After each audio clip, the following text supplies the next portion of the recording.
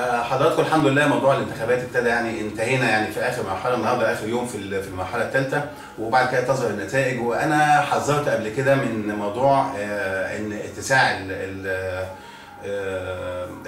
الدوائر الانتخابيه، وان هم يعملوا القايمه تلتين والفرد تلت والكلام ده كله صعبوه. طبعا ده افرز مشاكل كتيره جدا، وهيبان نتائجها على الانتخابات وعلى نتائج الانتخابات.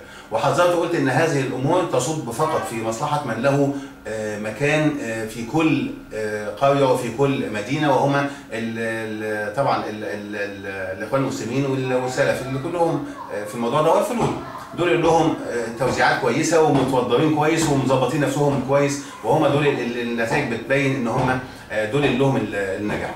لكن انا عايز اقول ان اللي حصل اكثر من كده، واللي انا ما كنتش يعني متوقع ان هو يحصل ويحصل بالمنظر السخيف ده، هو سرقه الاصوات.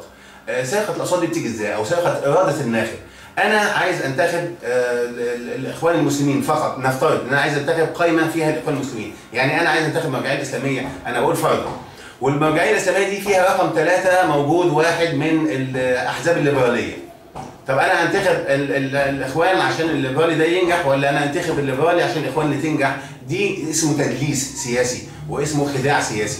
التكتلات دي يعني زي مثلا الكتله الديمقراطيه اللي كان موجود فيها حزب التجمع الاشتراكي مع حزب اللي هو المصريين الاحرار. طب ايه جاب الشامي المغربي؟ ايه اللم ده على ده؟ دي منهج وسياسه وده منهج وسياسه وتكتلوا مع بعض. لما انا راح انتخب القايمه هنتخب مين فيهم؟ لو انا عايز انتخب التجمع هنتخب الثاني غصب عني عشان انا اطلع اللي انا عايزه من التجمع، والعكس بالعكس. لو الواحد عايز الثاني ومش عايز التجمع هينتخب التجمع غصب عنه لانه هو عايز المصريين الاحرار. التكتلات دي سرقه وتدليس، وانا شايف ان هي يعني اكبر فشل فيما حدث في الانتخابات مجلس الشعب الماضيه. ارجو ان احنا نتفاداها في انتخابات مجلس الشورى.